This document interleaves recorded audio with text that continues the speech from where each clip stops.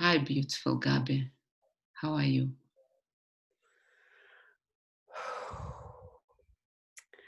Good morning from Peru, from South America.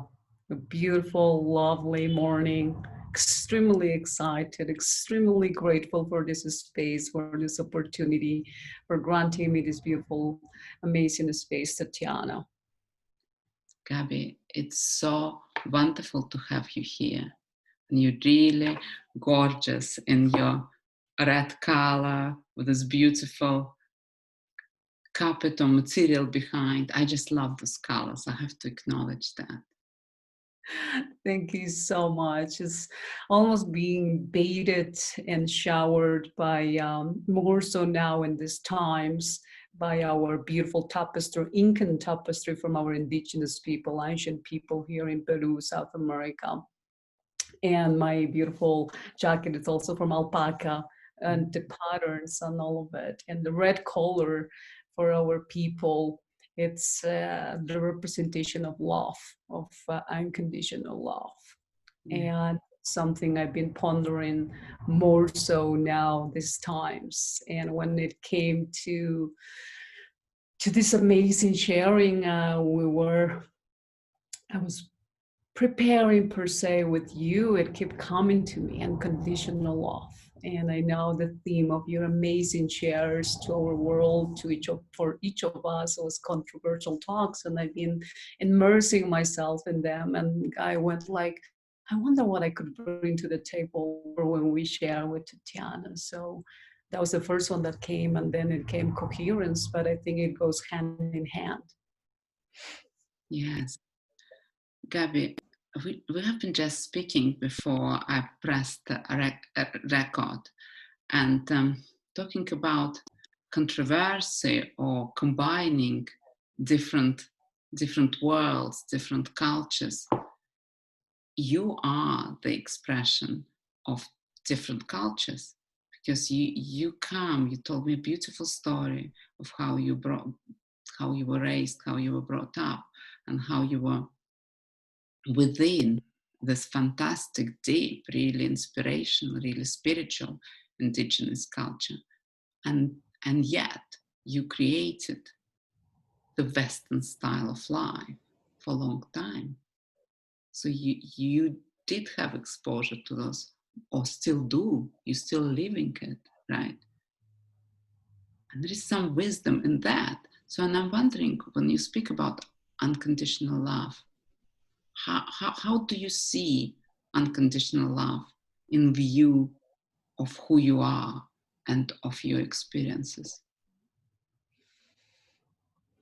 Especially more towards now, to understand, to integrate that very essence, what you beautifully have articulated, coming from such a vast indigenous ancient upbringing, deep rooted, deep seated, centered, uh, for 15 years of my life, and the other 15 years of my life profoundly immersed in the Western culture, in the Western society. We know the path and the journey is in a straight line, regardless we are in the Western or the indigenous. There is all the windy roads, and I was in deception, despite that I was being showered and grounded by the very love, unconditional love of the spirit world, of Mother Nature, which we as indigenous people grow up hand in hand, literally living off the ground. And back then, when I was a child, when I now look back, or when I was growing up there, it didn't make any sense. Sometimes it was extremely difficult, extremely painful, the many experience I had to go. Now I look back through these lenses. When I'm in this process of integrating, I go, any of that has happened, it was coming out of love, out of the heart, out of what we were put on this planet Earth to be trained somehow in life for these times, for this era, for now. with these eyes, with this spirit, with this heart, I see as much as chaotic and dark and dense it looked back then. Now I feel, now I can super extremely aware and consciously, I can tell like all of that was the embodiment of unconditional love. And Wow. where I am now, embodying that and wanting nothing short but emanating that for my being first and foremost, because the path hasn't been easy and my burned out in our Western society, Western mindset.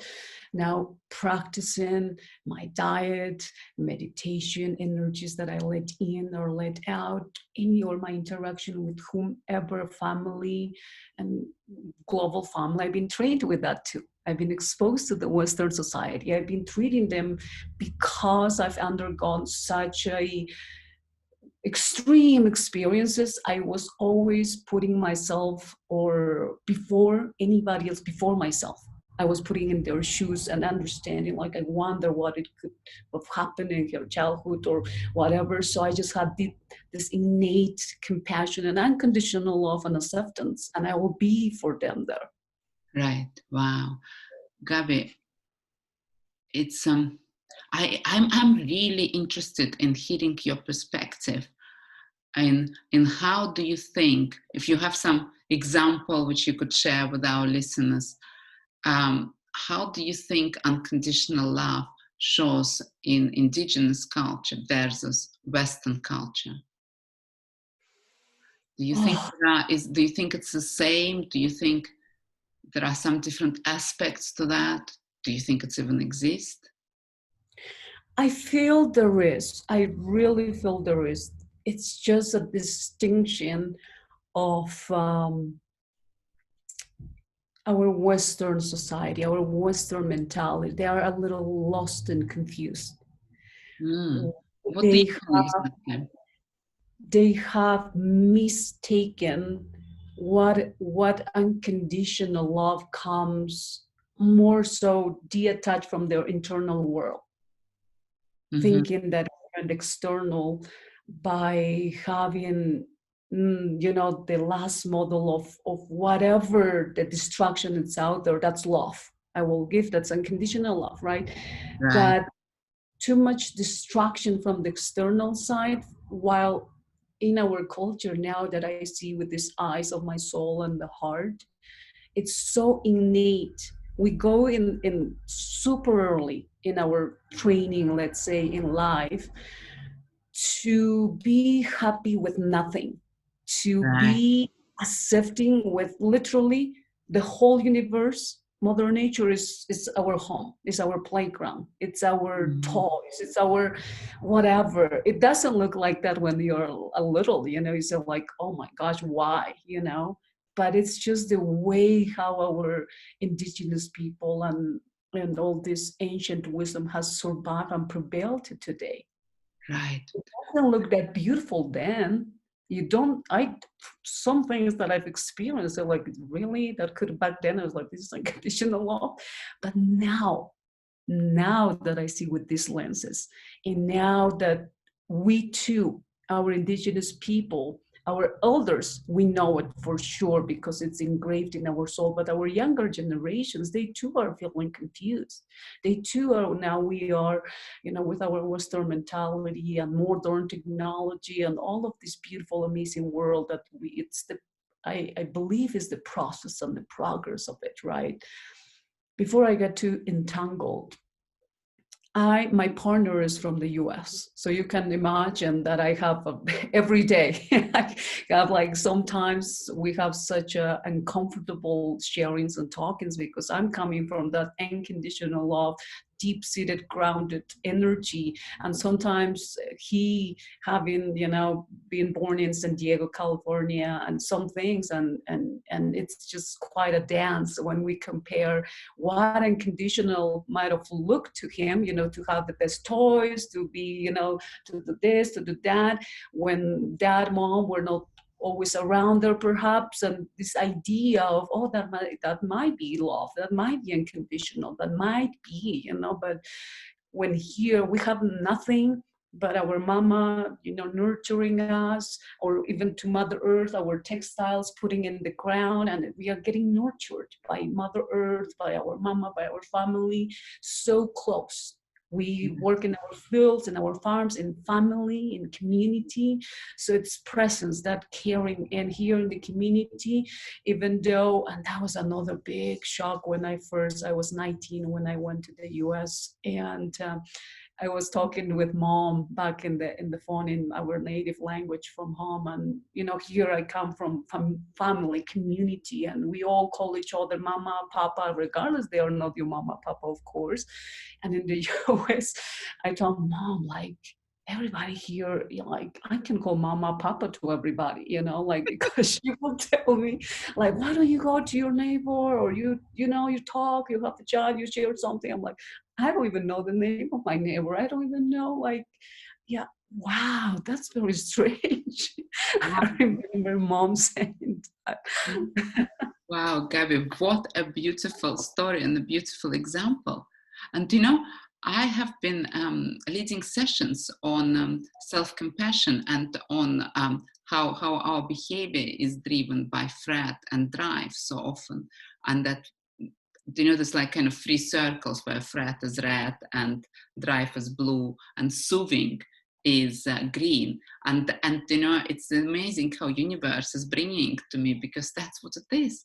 Basically, this green soothing, which I help Western people, highly externally successful people to develop. But you just were born for that, and that's why, this feeling of being safe without achievement or without reward, before any achievement, independent of any achievement, or independent of any present.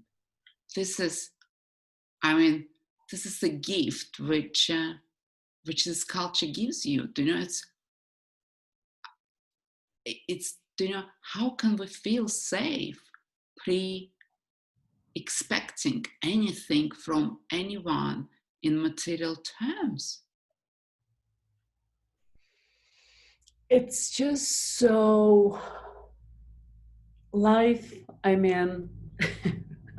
how it plays its pieces, its sacred music. It's so mesmerizing and very humbling as you expose it right now like this, because it also, for my soul, to desperately wanting that achievement, that success, that external improvement, that all of that. When once I nibbled, when I was exposed to the Western world, I was like, oh my God, I like escaping from my culture, like I'm not being rewarded by when I do. I'm with Mother Earth and running wild, this savage indigenous girl doing all these things, and so, like, I don't get it, but now I can be exposed to this world, and that's what I did. Like I wanted to experience that, not only to now. It's when I go like, thank you, spirit world. Thank you, love, life, God, source, universe, to have me put to such extreme training in life, to now put together these pieces, to now be that light, or that embodiment, that it is possible, not solely going in the Western, or not solely going to the indigenous, but mending both together, and come back from that separation that we have gone off the hook trying to experience and find our own ways. But when in my humble opinion, it's to merge all these realities, to propel us in a praying, and with the highest hope, we go in a positive manner in this big shift we all are happening, that we all are experiencing, right? And not only now do I feel grateful to that experience. Yeah, it's so beautiful. It's merging those different experiences, merging those different cultures, and that happened in your life. So what do you think? What do you think one thing we can do on our path, on our journey of merging?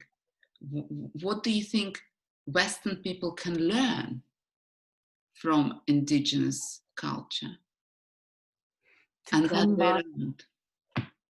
Sorry. To come back as much as possible to the heart. I know that can just, in the various sharings, and even for myself, sometimes in the daily lives, and sometimes with what we are experiencing, and it could be challenging. It could be to come back home, to come back to the heart. Turns out my entire life in this lifetime, and God knows in how many lifetimes, I've been leading through the heart. I've been doing and embodying through the heart, but also when we are experiencing and going as day to day, it's so easy to get caught up in the mind. And before you know, you're not even filtering through the heart. It's so obvious by now, but whatever decision comes, whatever, it doesn't matter which background you come from. If it's coming from the heart, you're gonna know it, you're gonna feel it. Decisions in the corporate world, whatever it's coming, if it's from the heart, purely from that unconditional love that is for your well-being, for the well-being of your family, of the planet Earth, of everything, it's gonna be it. And how do you connect to the heart? How do you go back to the heart?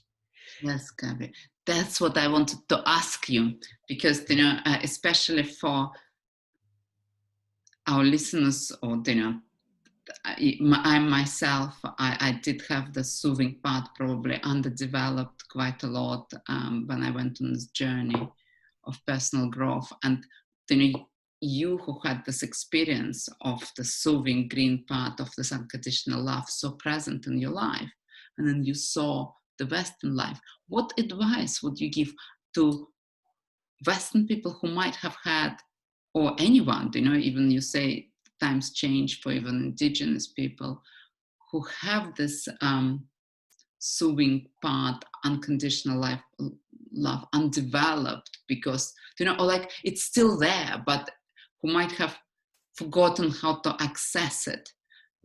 How would you get back when you were in this Western place? How would you get back to that place of heart?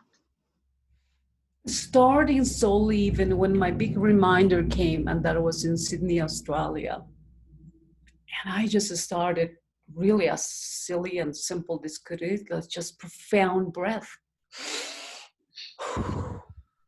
Whenever you're dealing some challenges or difficult times, you just so tensed up. You're not even consciously or awarely breathing. Oh, yeah, you just let it go. You come. Step one, whatever you are, just come to the heart and nature. Bear to walk, even if it doesn't matter if it's even in the pavement or whatever, just barefoot. Connect to it. We have, and even myself, I fell for the trap cover. I have these beautiful pairs of shoes and all of it. We have these most amazing shoes, all this clothing, and if you find one day of the week, just go naked and just sunbake, and just re-energize plants, animals. Yeah, we have disconnected with from our natural world. 15 years of my life, I walked until 6, 7 barefoot here. I didn't know back then. I was just barefoot, and I was so centered in my energy, as much challenges I was enduring as an indigenous girl, especially as a girl.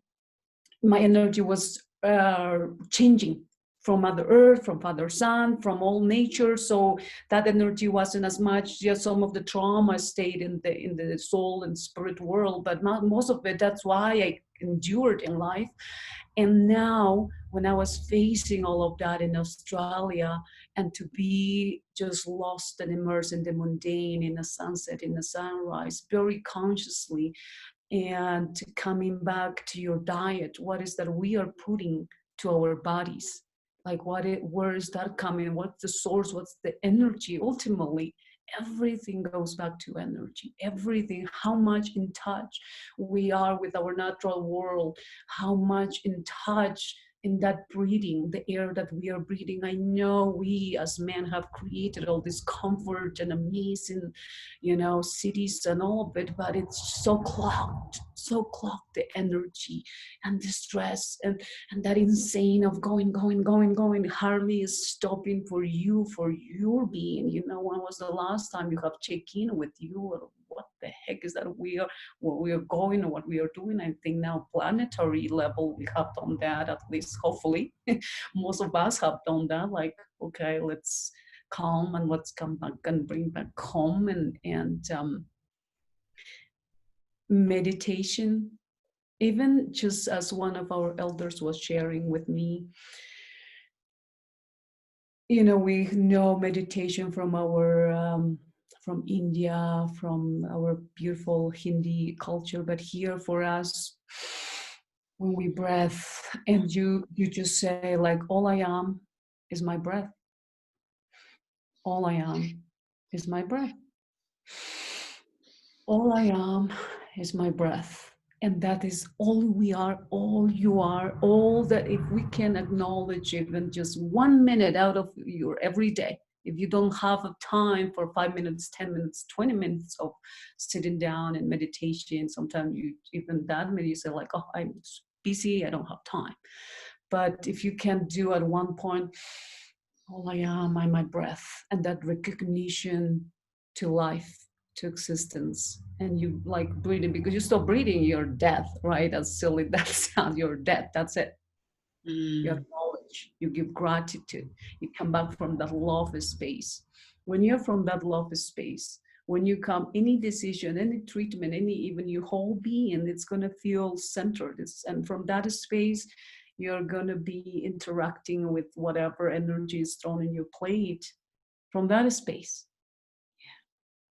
Yeah. And because it is so simple to do it, because it's, okay, ladies and gentlemen, brothers and sisters, let's just do a couple breaths. Others are like, really? That's all I gotta do to be love and to, that doesn't make sense. Because it's so easy, because it's so simple, people feel like, no, there gotta be something else more complicated, because we have been taught that everything has to be sometimes hard and complicated to do it, then we don't do it. So there gotta be more complex ways, because it's so simple. Our human mind tricks us, and it's like, it can't be.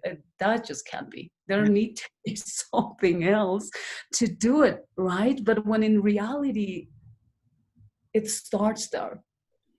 Gaby, do you know what comes to me is it's just beautiful that everything is energy, right? Our thoughts are energy. Which energy are we sending out? I see you like, all this like being barefoot, this energy coming out from earth, from sun. And then when we send the anxious, the stressful energy into the world, the stress almost takes it over. And the more we do the more we need the connection to earth, to sun, to air, to nature. And actually, unconditional love, what I just realized, we hold it as this complex type of concept. But what you just clearly demonstrated, that it's really simple. It starts with a breath. And that's what it is. It's just a breath. And just acknowledging that that's what is also our commonality. We're all breathing. Yes, and it's the acceptance of life, of things as they are. Yes. And how simple could that be? And when as simple as all there is, all I am is my breath. Yeah. And whatever comes, as many beautiful people, gurus, everyone have shared, you're not what happens or to you, it's happening for you. You know, it's that energy you're putting out, is that energy how you're interpreting, how you're perceiving, how your worldview. And that friction and resistance we give towards whatever comes in our space, and like, oh, but I want it this way, but you know, like, oh, and that almost is embedded in our souls, and coming from that, you know, as we call fight or flight, freeze, so all of those primal that it's in our human mind. But when we are in this process of personal development or spirituality, or coming just more conscious and more aware in of our existence, what is the point really to be resistant to anything? And I said that too is unconditional love, because I was criticized how short I am, how thin I am, how fat I am, how this I am, how too indigenous I am, how too westernized I am, like everything. And I used to suffer all of that, you know, like, oh, I just want to make people happy, you know, I just want to, oh, but when I came and started to embody unconditional love, really what that means, the acceptance of anything and everything the way it is. Right. Well, out I am perhaps thin or short or whatever, not this, not that, and accepting it, unconditionally loving myself, and that it's and you're gonna emanate that to everybody, and in return they too are gonna like, oh, okay, I can too accept myself. And that it's practicing unconditional love, of all the acceptance of life, of circumstances. Okay, now what can we do? Is there something I could change? Perhaps not, perhaps yes. Unconditional love, accepting yourself fully, accepting others fully, accepting life fully, accepting nature fully, because you know how nature, the jungle, everything, how it works. It's just to our eyes, it may call madness. Oh my God, but in their sacred manners, intricately, sacredly, so interwoven. As you know, I've woven since 4 years old. I'm still a weaver, you know, and we are trained. Back then it was so difficult for me. I was like, gosh, this is so intricate, and you're so into it, immersed, and just meditation and that. And now that serves me with these skills for to see life, to see reality, to see these dimensions of existence of, oh my God, that's why. Oh, I see now, and how I can utilize, how I can do all this for a better, for enhancing our consciousness, our awareness, our experiencing life, really. Yes.